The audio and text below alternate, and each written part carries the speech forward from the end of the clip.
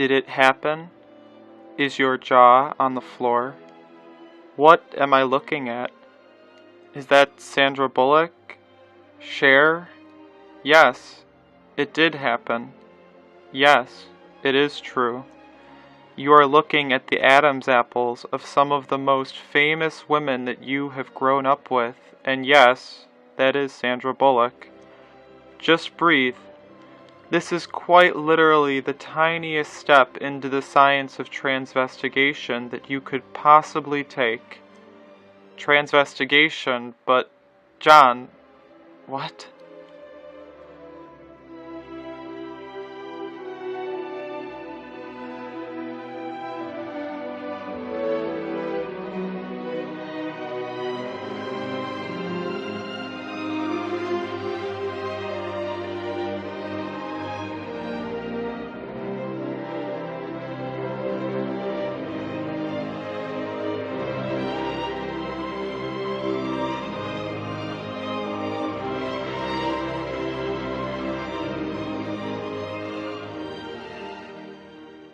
Transvestigation is the science of using biological gender markers to determine the sex of another person without DNA evidence.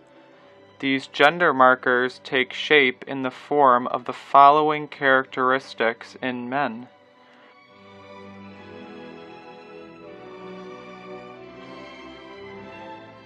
Growing an Adam's apple, a wide jaw from the front, and a completely square jaw from the side, square shoulders, brow bossing or the thickening of the brow ridge above the eye, a sloping back forehead, high wide cheekbones, having a tree trunk-like neck and narrow hips with a straight up and down body contour.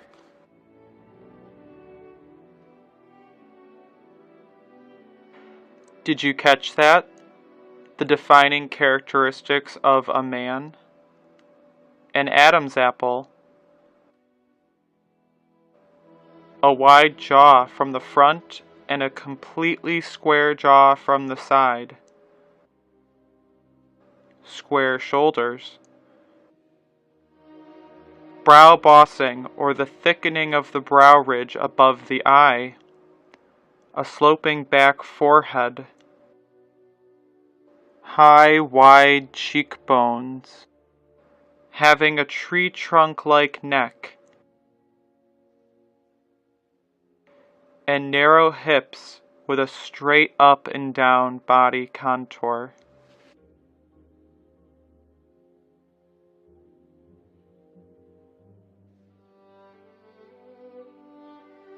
I will be focusing on those traits listed before, but there are more than 20 different factors that go into the science of transvestigation. This list is not exhaustive. The photos of the following people have been confirmed in person to be the gender that they present as. This is the typical female face. She has an oval face that comes to a point. Narrow cheekbones. Absence of brow bossing, narrow jaws, a tiny neck that concaves on the sides, and close-set eyes. Here we have a photo of the typical female profile. Her face comes to a point at the chin. She has a sloping jawbone that rounds at the mandible, proportionally small ears, a forehead contour that runs straight up from the nose bridge and rounds out mid-forehead, and an absence of brow bossing. Here we have a photo of 4 typical women, but I am focusing on the far left and the far right. They both have slanted shoulders, tiny delicate necks, oval faces that come to a point, narrow cheekbones, and hips in proportion to the shoulders themselves. Here we see the female hips. As you can clearly see, the male hips are more vertical and the female hips are wider to birth a child. Here we have a comparison between the female and male anatomy.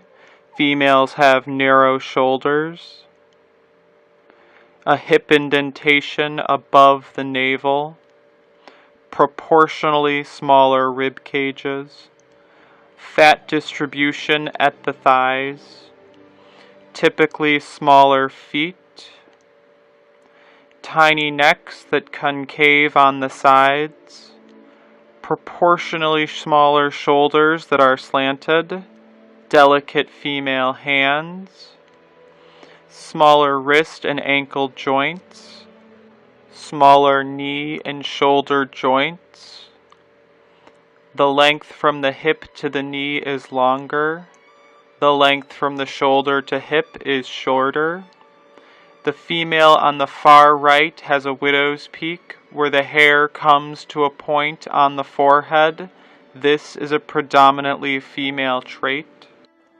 Now, you are probably asking yourself, what? I never knew that there was so much differentiation between the genders other than what's down below the belt. And I am here to say that neither did countless other people until some real research was conducted into the post-pubescent transgendering process and truly discovering how hormones differentiate the sexes.